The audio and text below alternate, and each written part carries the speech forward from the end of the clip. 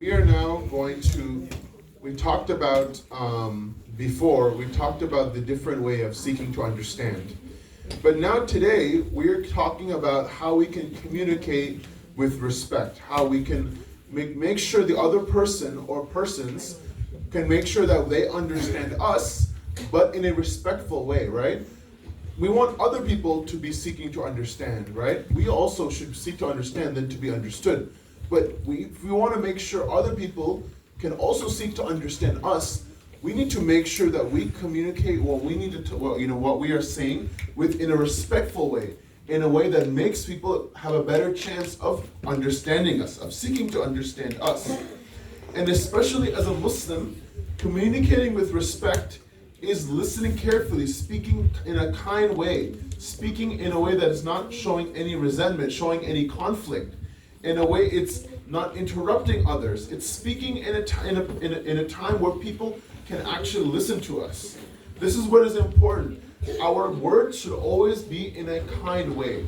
As a Muslim, our words should never be in a hurtful manner to anyone, whether it's a friend or a person who you don't know. It should never be in a way where we're using harsh or hurtful language, because then we're not only making them not seek to understand us, but we're actively harming the other person.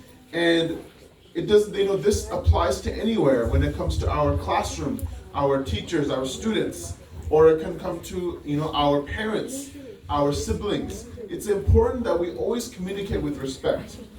And this especially talks about, we can compare this to even our siblings or a person that we have a conflict with.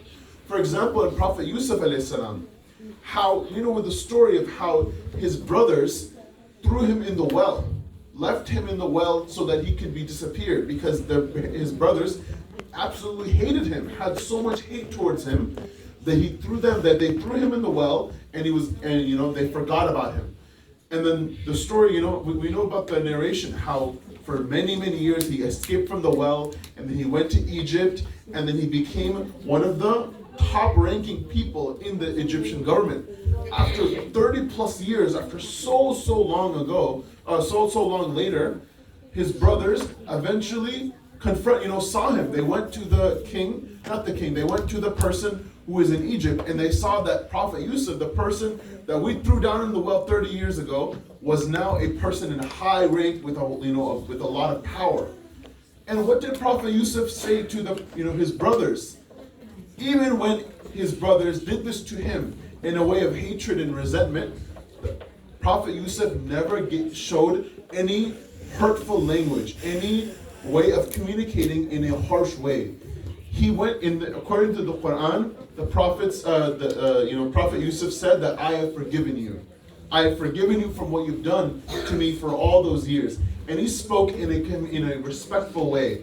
So this applies to us. No matter how bad things what people do to us, no matter what situation we are in, we should always actively try and communicate with respect.